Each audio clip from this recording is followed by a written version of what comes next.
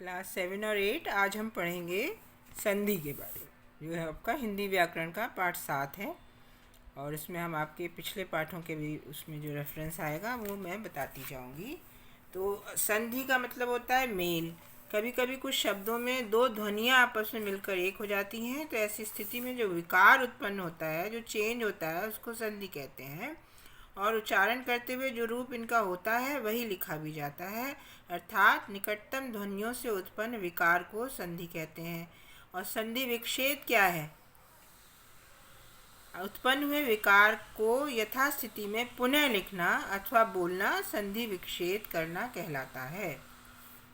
तो इसको आप अच्छे से याद कर लीजिए। इसकी परिभाषा संधि की तोड़ना, विच्छेद माने तोड़ना। जो शब्द दो शब्दों से मिलकर बना, हमने उनको पुनः तोड़कर फिर से वही जो है उसको, जिन शब्दों से मिलकर बना था वही शब्द हमने उसको दोबारा लिख दिए, तो वो संधि विच्छेद कहलाता है।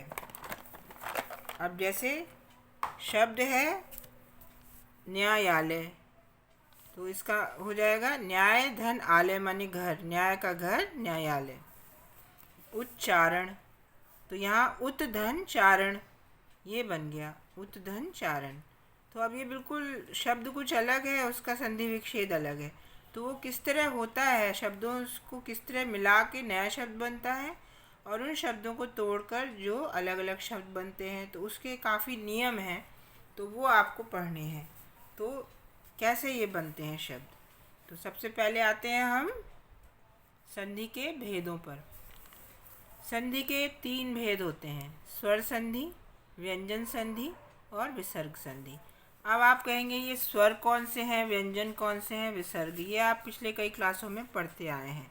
तो एक बार ज़रा उस पर भी हम देख लेते हैं कि ये क्या हैं। ये स्वर और व्यंजन, और एक होते हैं अयोगवाह, ये वर्णों के भेद हैं।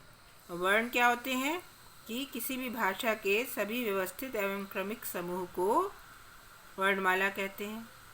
और वर्ण क्या होते हैं? भाषा की जो सबसे छोटी इकाई जिसके और खंड नहीं किए जा सकते, वो वर्ण कहलाती है। तो अब स्वर कौन कौन से हैं? देखिए, वर्ण के 3 भेद है ना, स्वर, व्यंजन और अयोगवाह। तो वर्ण कौन कौन से हैं?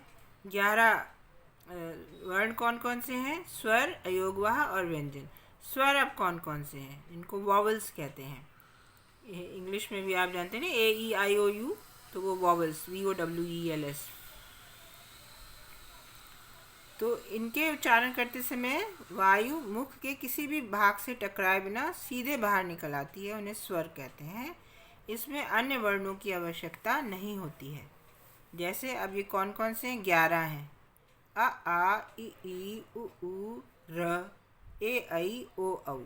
इसमें अंग और आहा नहीं है, तो ये कितने हो गए? 1 2 3 4 5 6 7 8 9 10 11, 11 हैं ये।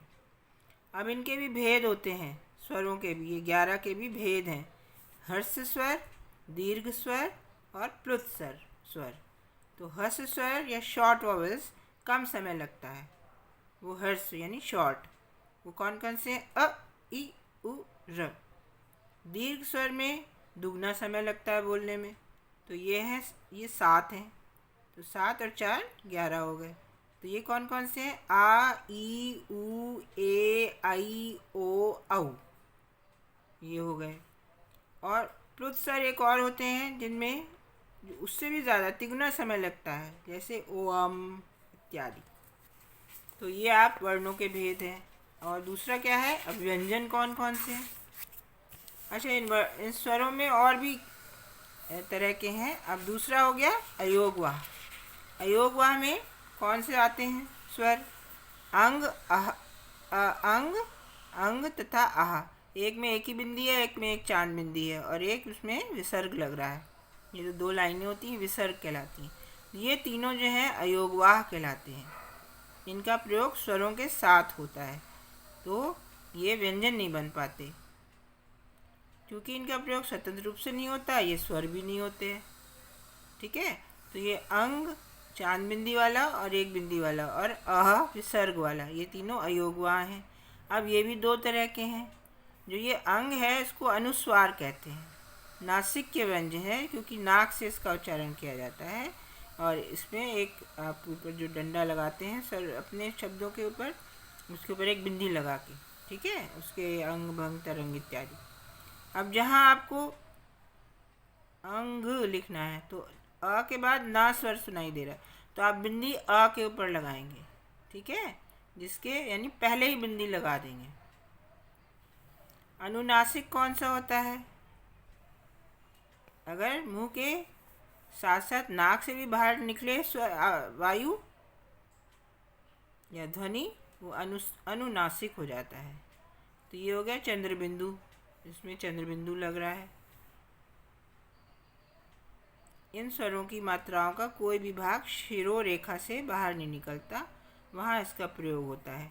जैसे आँख, काँव, काँव इत्यादि।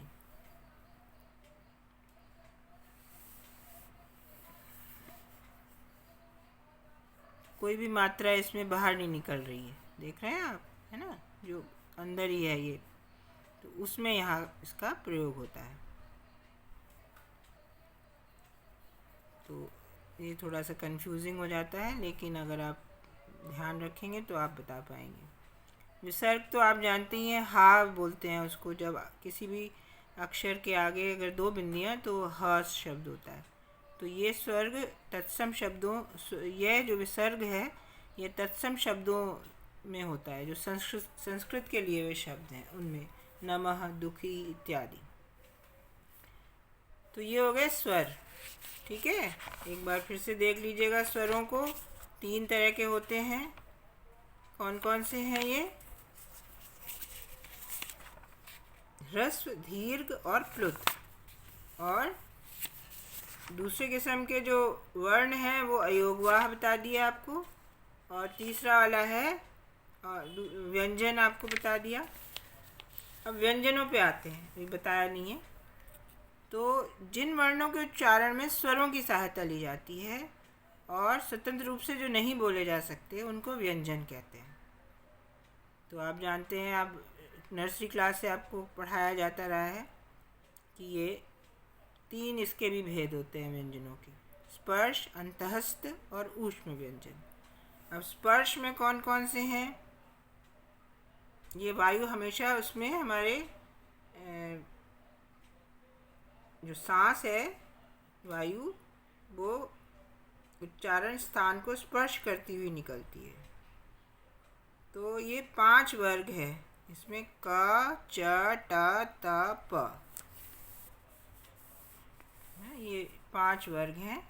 तो इसमें आप कचट तप ये याद कर लीजिए, कचट तप। तो इसमें क वर्ग में 5 5 हैं, तो ये कितने हो गए? 30 ये हो गए, है ना। 1 2 3 4 5, 5 इंटू 5 सॉरी 25, राइट, 25 ये हो गए।